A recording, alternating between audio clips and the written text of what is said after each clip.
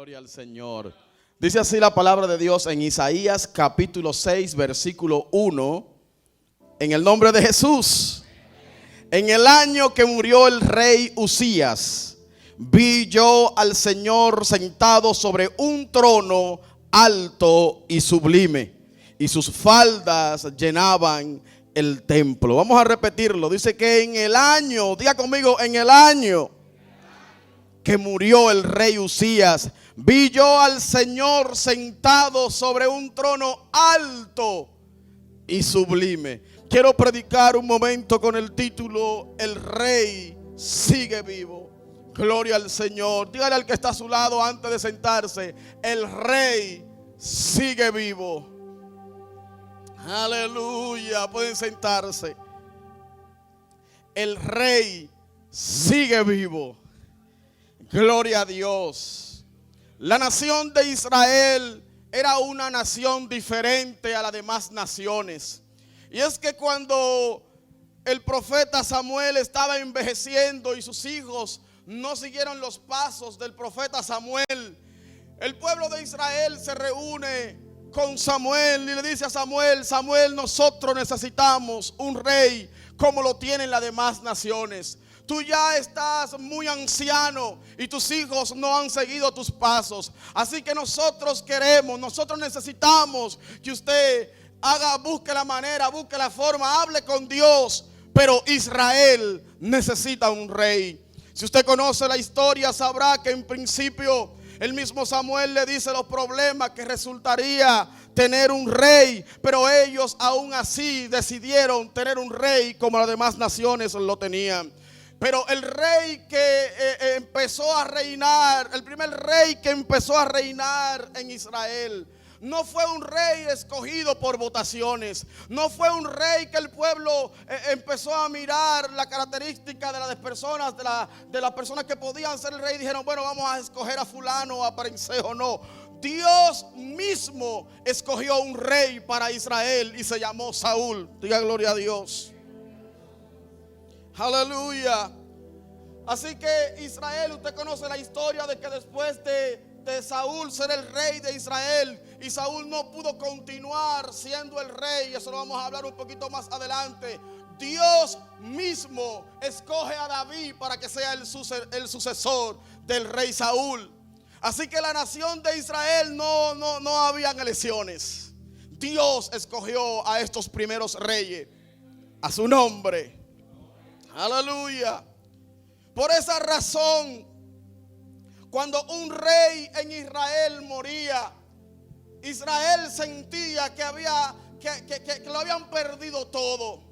Porque el llanto, la tristeza, la agonía, la desesperanza por la muerte del rey que estaba ahí dirigiendo el pueblo de Dios, lo llenaba de tristeza, lo llenaba de amargura. Era un caos en Israel la muerte de un rey. Por eso la palabra de Dios dice en 2 de Samuel capítulo 1 versículo 1 al 4, dice que aconteció después de la muerte del rey Saúl, que vuelto David de la derrota de los amalecitas, tuvo 2 días en Siclag. Al tercer día sucedió que vino uno del campamento de Saúl, rotos sus vestidos y tierra sobre su cabeza. Y llegando a David se postró en tierra e hizo reverencia. Y le preguntó David: ¿de dónde vienes? Y él respondió: me he escapado del campamento de Israel.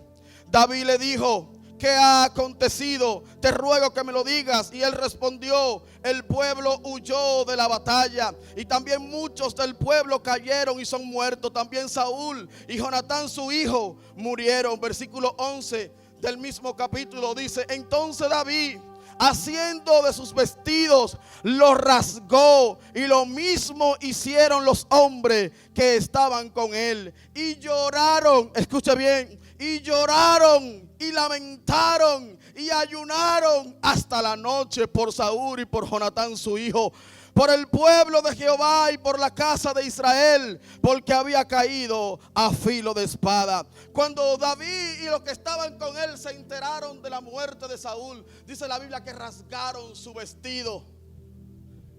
Aleluya. Rasgaron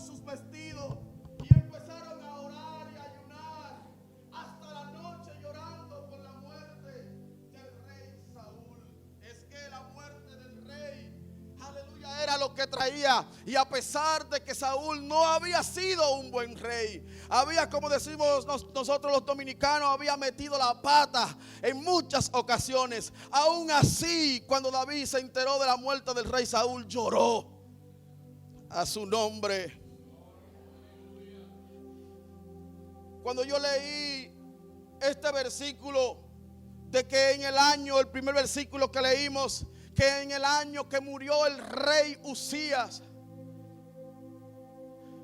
dice Isaías, vi yo al Señor sentado sobre un trono. Yo me dije, pero ¿y por qué en el año que murió el rey Usías? Y él no pudo ver al Señor sentado en un trono en otro momento. Tiene que ser en el año de esa muerte. O pudo haber dicho, yo vi al Señor sentado sobre un trono alto y sublime. Me llamó la atención esto de que en el año que murió el rey Usías. ¿Por qué en el año que murió el rey Usías? ¿Quién era el rey Usías? ¿Por qué en ese año? ¿Por qué él tiene que mencionar a Usías, a un muerto, para decir que en el momento que él ve al Señor es en el año que murió este rey? Y eso me hizo indagar acerca de quién fue el rey Usías. Y cuando leo acerca de él, me digo, ahora entiendo por qué. Escuche quién fue el rey Usías. La biografía del rey Usías se encuentra en Segunda de Crónica, en el capítulo 26. Dice 26:1, Segunda de Crónica. Entonces todo el pueblo de Judá tomó a Usías, el cual tenía 16 años, y lo pusieron por rey en lugar de Amasías, su padre. Usías fue el rey número 8 de Israel. Antes de él había pasado David, Saúl, que fue el primero, David, Salomón. Y antes de él habían pasado 7 reyes. Él era el rey número 8. Y dice que de 16 años empezó a reinar Usías sobre Israel, en lugar de Amasías, su padre. Y Usías edificó el Elot y lo restituyó a Judá después que el rey Amasías durmió con su padre.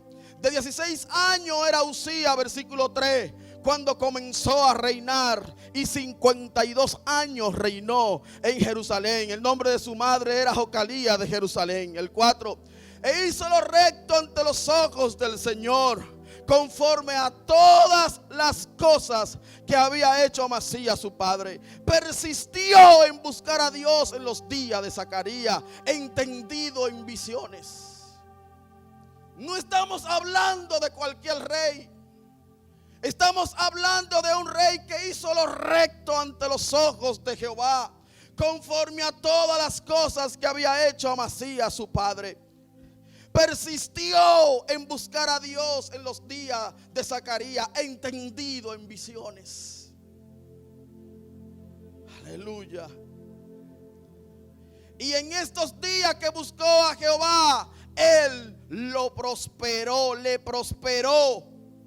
Y salió y peleó contra los filisteos y rompió el muro de Gat y el muro de Joanía y el muro de Asdod, y edificó la ciudad de Asdod y la tierra de los filisteos. Dios le dio ayuda contra los filisteos y contra los árabes que habitaban en Jurbaal y contra los amonitas. Y dieron los amonitas presente a Usías, y se divulgó su fama hasta la frontera de Egipto, porque se había hecho altamente poderoso. Edificó también Usías torres en Jerusalén, estamos hablando de un rey maravilloso. Ahora que está sucediendo esto en El Salvador, del presidente Nayib Bukele, quizá algunos de ustedes han escuchado de él. ¿Quién? Yo he escuchado mucha gente de diferentes países decir, a mí me gustaría que en mi país hubiera un presidente como Nayib Bukele. Aleluya. ¿A quién no le gustaría tener a alguien que ponga a Dios en primer lugar, como lo está poniendo Nayib Bukele? Ahora no se lo reveló ni carne ni sangre. Aleluya. Israel estaba mono con su rey. Israel amaba a su rey. Era un hombre entendido en visiones. Era un hombre que hacía la voluntad de Dios. Era un hombre que amaba a Dios. Era un hombre que buscaba a Dios. Sí, cuando Saúl, el rey David, lloró como un niño y los que con él estaban lloraron con la muerte de Saúl. Imagínense cómo estaba el pueblo si ellos lloraron por alguien que no obedeció a Dios. Imagínense cómo estaba el pueblo por la muerte del rey Usías. Estaban tristes, estaban mal, su corazón estaba amargado por la muerte del rey Usías. No se veía la alegría en el pueblo de Israel. Y por esa razón es que Isaías dice en el capítulo 1 de Isaías 6: en el año que murió el rey Usías, en otras palabras, en el momento de tu desesperación, en el momento de tu desesperanza, en el momento más difícil de tu vida, yo todavía estoy mirando al Señor sentado sobre un trono alto y sublime. Aleluya. Yo no sé si a usted se le ha muerto el rey. Yo no sé lo que usted está pasando, pero déjeme decirle que en el año de su desesperanza, en el año de la amargura, en el año de la tristeza, todavía el Señor sigue sentado en su trono.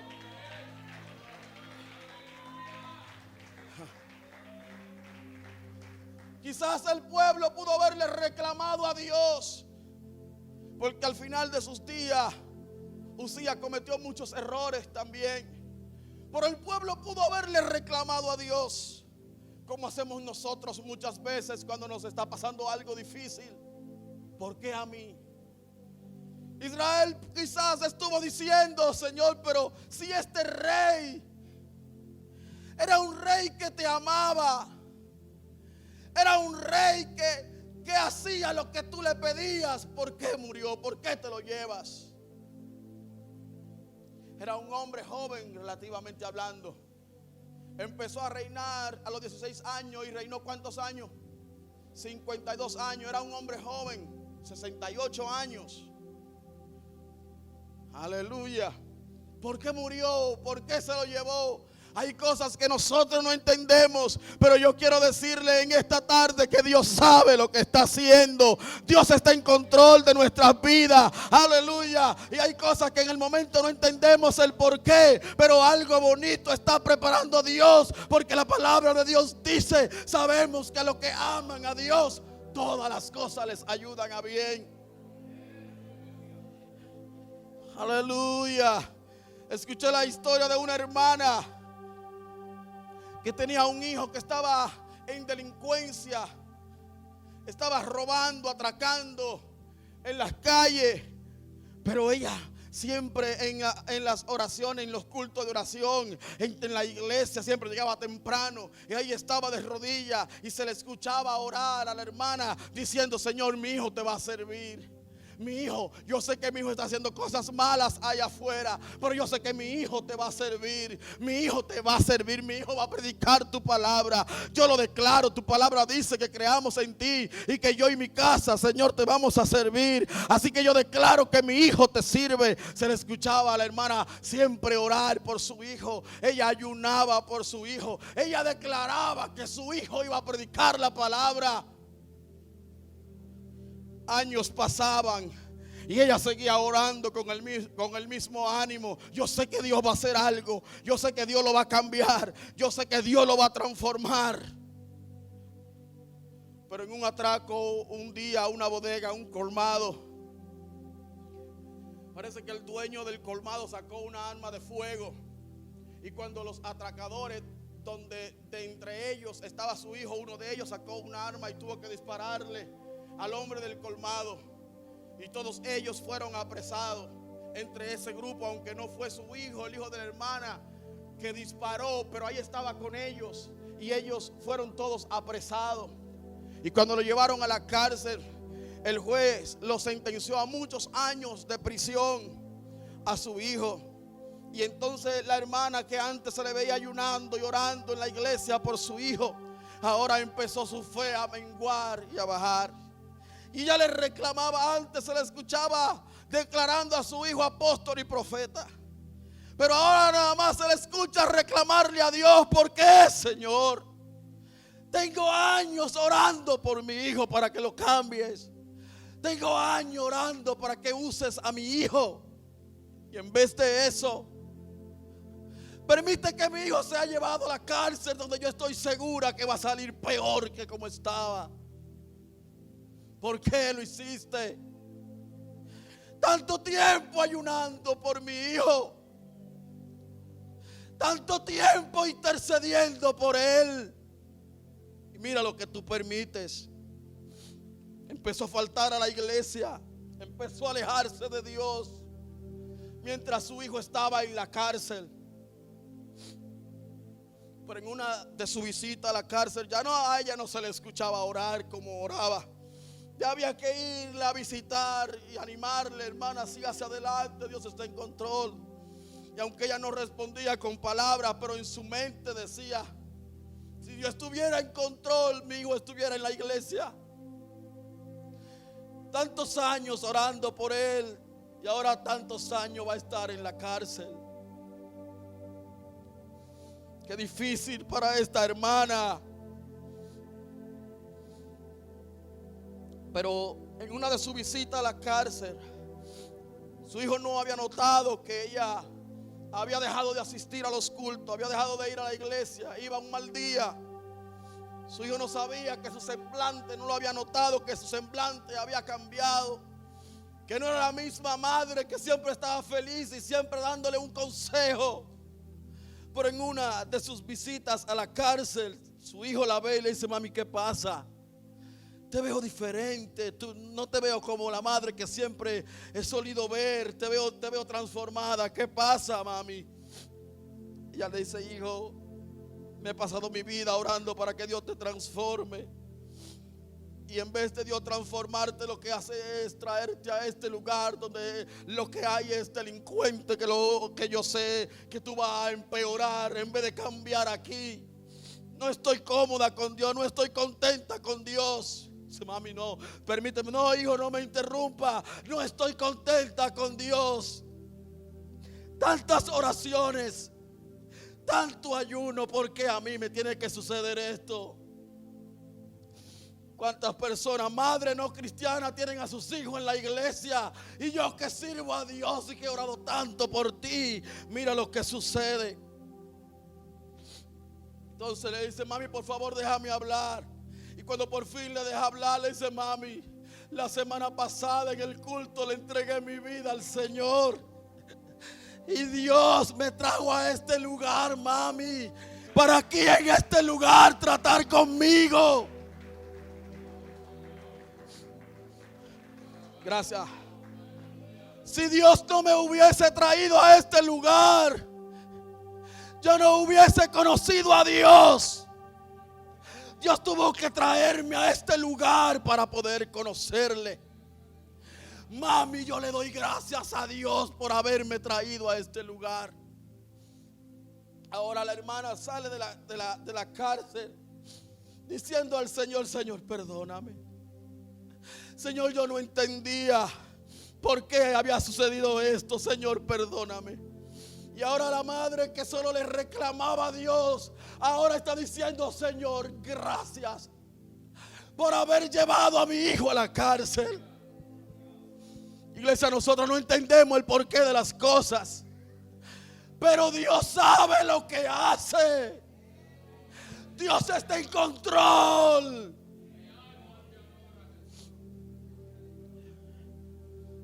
Cuando llegué estaba pensando en algo que nunca he hablado de esto, pero conozco a alguien también. Eso lo pensé cuando llegué, nunca he predicado ni he mencionado esto. Pero yo recuerdo a una familia que su primer hijo, a esa joven, muy joven, nació con problemas de salud, con problemas del corazón. Y ese niño estaba a punto de morirse porque se ponía, no podía respirar, sus pulmones estaban mal, tenía problemas graves del corazón. La madre de ese niño y su madre la abuela del niño, andaban en el interior de su país buscando un lugar donde la puedan ayudar, porque el niño había que operarlo de emergencia, si no se iba a morir. Yo no sé si ellos en algún momento pensaron, ¿por qué, Señor? ¿Por qué mi hijo tiene que nacer así? Fueron donde un comunicador dominicano muy conocido, Freddy Verasgoico, algunos lo conocen, buscando ayuda porque el niño había que traerlo a Estados Unidos, porque solamente aquí se hacía la cirugía que ese niño en ese tiempo, hace 24, 25 años, 27 años de eso, solamente aquí hacían esa cirugía. Imagínese una familia pobre en Santo Domingo con esta situación. ¿Cómo lo va a traer? ¿Cómo va a conectar con gente que era difícil? Pero finalmente Dios abrió puerta para que ese niño, sin su madre, porque no la dejaron venir a ella en el momento, tuvieron que traer el niño solo para aquí para ayudarlo. Pero por esa misma razón su madre logró conseguir una visa y venir a los Estados Unidos y tratar al niño. Finalmente al niño lo operaron. Cosas que en el momento te estoy seguro que lloraron al ver el niño sufriendo, poniéndose malo de madrugada, saliendo corriendo. No podía respirar, recién nacido. ¿Cuántas lágrimas? ¿Por qué? Porque tuvo que haber nacido así. Cuánta gente malísima por ahí tienen hijos que ni lo cuidan ni lo atienden. Y mi hijo mira cómo tiene que nacer en estas condiciones. Pero ese niño abrió la puerta de los Estados Unidos para que el niño pudiera venir y ser operado. Ya el niño es inteligentísimo, ahí nos ayuda a nosotros con muchísimas cosas. Ya yo dije de quién se trata, dije a nosotros. Estoy hablando de mi esposa. Ese niño, por esa enfermedad, Dios cambió las cosas. Porque el niño está operado y está grandísimo ya. Mira, hay una sierva aquí para conseguírsela. Aleluya. El niño creció. Por esa vía vino su madre. Por esa vía vine yo. Vino la mamá de mi esposa. Vino el papá de mi esposa. Ha sacado a media ciudad de República Dominicana el niño que en principio era un problema. Alguien tiene que dejar de quejarse cuando las cosas marchan mal. Y decir como decía Job: te llevaste mis hijos. He perdido todo lo que tengo, pero si Dios me lo dio y Dios me lo quitó, sea el nombre de Dios bendito. Aleluya. Mefibosé, literalmente se le había muerto el rey. Su abuelo era el rey, el primer rey de Israel. El rey Saúl había muerto. Eso lo leímos cuando David lloró. Pero literalmente se le murió el rey a Mefibosé. Porque Mefibosé, que era un candidato a ser el rey, aunque no lo fuera, vivía en el palacio. Tenía todas las comodidades. Era un niño de la realeza. Era el nieto del rey, hijo de Jonatán. Y cuando Saúl muere y Jonatán también muere junto con su abuelo, la niñera que cuidaba al niño Mefibosé lo tomó y salió corriendo porque fueron a invadir a Israel. Y cuando ella sale corriendo parece que tropezó con algo y cayeron, y el niño quedó paralítico toda su vida. Salieron corriendo de Israel y se fueron a un lugar lejos de Israel. En ese lugar estaba este niño pidiendo limosna porque le estaba pasando toda. El rey se le había muerto, sin esperanza. Y era tan difícil la situación y la condición de él que él mismo se consideraba como un perro. Pero alguien que es nieto del rey, pero que en momentos difíciles que se sabe, hermano. En los momentos de prueba es que se sabe. Dice un coro que cantamos hace muchos años: la fe como el oro tiene que ser probada. Cuando nosotros estamos en prueba es que se sabe si realmente amamos a Dios o no amamos a Dios. Ahí estaba Mefibosé, aleluya, pasando la 1001, pasando hambre, triste. sin esperanza, porque se le había muerto el rey. Pero un día Dios pone en la cabeza de David, que ya era el rey en ese momento, David, quedará alguien de la familia de Saúl, quedará alguien que esté sin esperanza porque se le ha muerto el rey. Aleluya.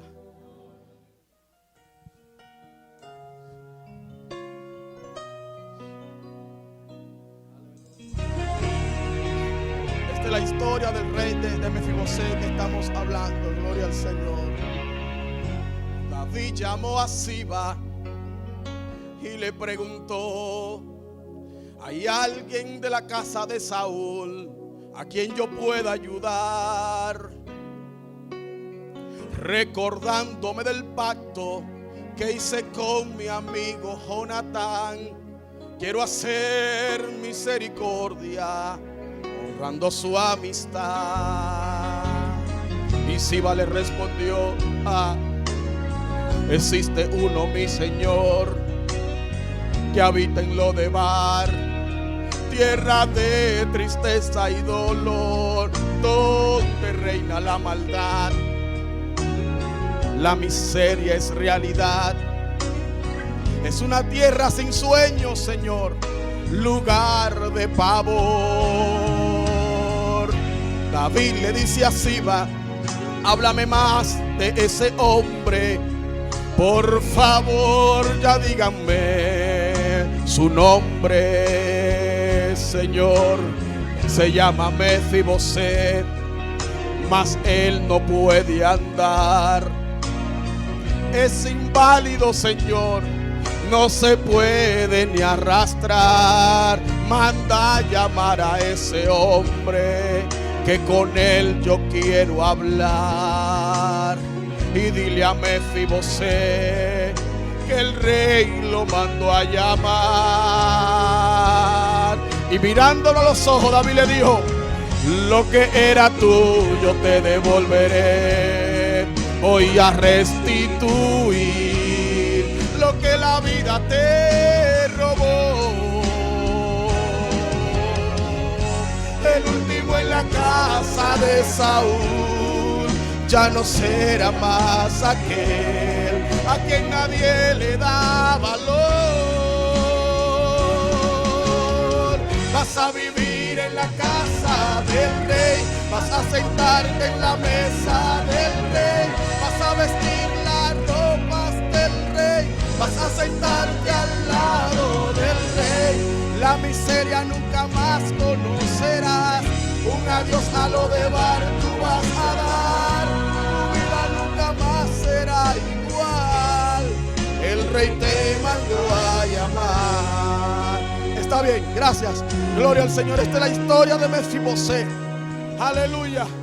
Cuando David se acuerda de él, Siba: ¿habrá alguien de la casa de Saúl de quien yo pueda tener misericordia? Él dice: sí, hay uno en Lodebar, se llama Mefibosé. El rey lo manda a buscar. Pero cuando van a buscar a Mefibosé y se encuentran con él en una acera, tirado, pidiendo limosna, totalmente abandonado, totalmente andrajoso, triste, en depresión, todo, porque el rey se le había muerto. Pero él no sabía que el rey de reyes, él no lo sabía, que el rey se había muerto por el rey su abuelo, pero el rey de reyes seguía en su trono.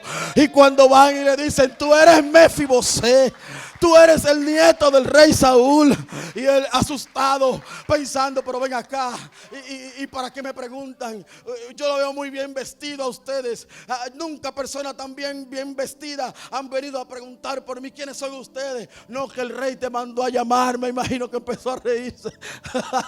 Dejen que ustedes no se burlen de mí. Ustedes creen que el rey se va a acordar de este perro muerto. Eran las palabras que salían de su boca, porque estaba en desesperación, porque estaba abandonado, porque estaba triste. Oh, cuando usted está triste y Dios empieza a bendecirlo, hay momentos que usted va a decir: Dios mío, pero yo no sabía que tú me ibas a bendecir así. Oh, hay situaciones que pasamos en la vida, pero a veces es el plan de Dios para llevarnos a otro nivel.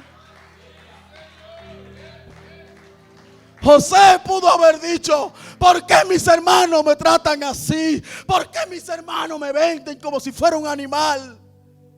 Era Dios que lo estaba llevando a donde Dios quería llevarlo. En la casa de Potifar. Por fin, tranquilidad. Mi familia no me amaba, mis hermanos no me amaban. Por fin estoy tranquilo. Se le mete el diablo a esa mujer y de ahí lo llevan a la cárcel. Él pudo haberle dicho: Señor, pero hasta la cuánta es. Mi familia no me ama. Y cuando por fin encuentro un lugar donde puedo estar en paz, donde puedo estar tranquilo, a esa mujer se le mete el diablo. Y ahora estoy en la cárcel. ¿Por qué a mí? Esas no eran las palabras de José. Él pudo haber reclamado, él pudo haber cuestionado a Dios, pero no, Dios estaba con José aún en la cárcel. Pero Dios estaba utilizando todo esto para llevarlo al palacio, para bendecir a la familia que lo maltrató. A veces los métodos que Dios usa para bendecirnos son raros y son difíciles. Pero si nosotros no nos agarramos de Dios en los momentos difíciles, que son a veces lo que Dios usa para que podamos bendecir como José a nuestra familia, a veces lo que hacemos es que salimos corriendo. ¿Sabe lo que dijo Gedeón? Y si Dios está conmigo, ¿por qué me ha sobrevenido tanto mal? Porque esa es la mentalidad de nosotros. Yo soy hijo de Dios, a mí no me puede pasar nada. ¿Quién te dijo que no? Si Jesús fue crucificado, Dios se hizo carne, ¿por qué tú no puedes? Los apóstoles lo mataron, lo dejaban como muerto, muchas veces lo apedreaban. No, tú eres la última Coca-Cola del desierto. A ti no te puede pasar nada, porque si te pasa algo te va de la iglesia. Escúchame, pero si usted se va de la iglesia, usted se lo pierde. Aleluya. ¿Qué me ha pasado con Job? Si Job dice, no, pues ¿sabe qué dijo la esposa de Job? Pero todavía te mantiene yendo a la iglesia. Todavía tú te mantienes ahí. Todavía tú sigues orando. Barbarazo, maldice a Dios y muérete. Todavía tú puedes mantenerte alabando a Dios. Tus hijos se murieron, reacciona. Lo hemos perdido todo y tú sigues en la iglesia. Pero Dios tenía en el cielo una habitación con 4 veces más bendiciones que la que Job tenía. Pero si Job le hace coro a su esposa y le dice: mi amor, tú tienes razón, y le da banda a Dios, dice que se molestó con Dios. ¿Usted cree que si usted se molesta con Dios se le va a afectar a Dios? Él es la vida y nosotros los párpanos, y fuera de Él no podemos hacer nada. Dios sin mí seguirá siendo Dios, pero tú y yo sin Dios estamos feos para la foto. Póngase de pie. Aleluya.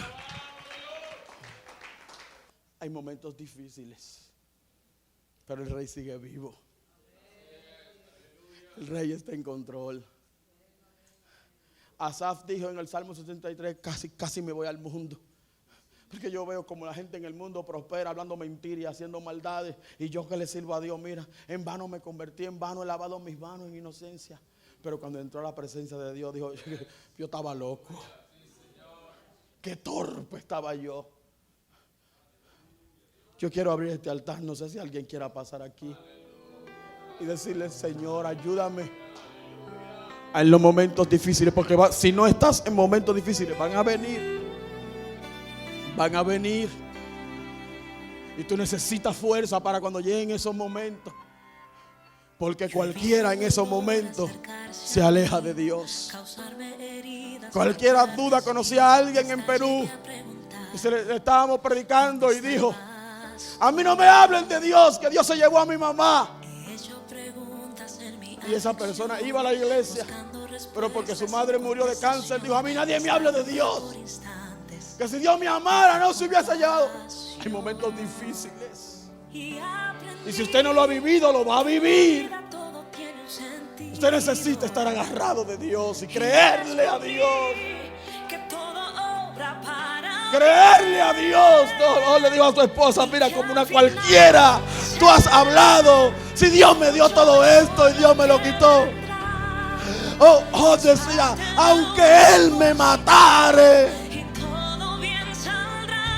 saldrá Mesach y Abednego. Dijeron: si a Él no le place librarnos del horno de fuego, el Dios a quien nosotros servimos tiene el poder para librarnos del horno ardiente. Pero si Él no le place librarnos, aún así vamos a seguir creyéndole. Porque hay gente que se va de la iglesia por una situación difícil. Gente que dice creerle a Dios. Gente que dice confiar en Dios. Tienen su casa fundada sobre la arena, que cuando viene cualquier viento,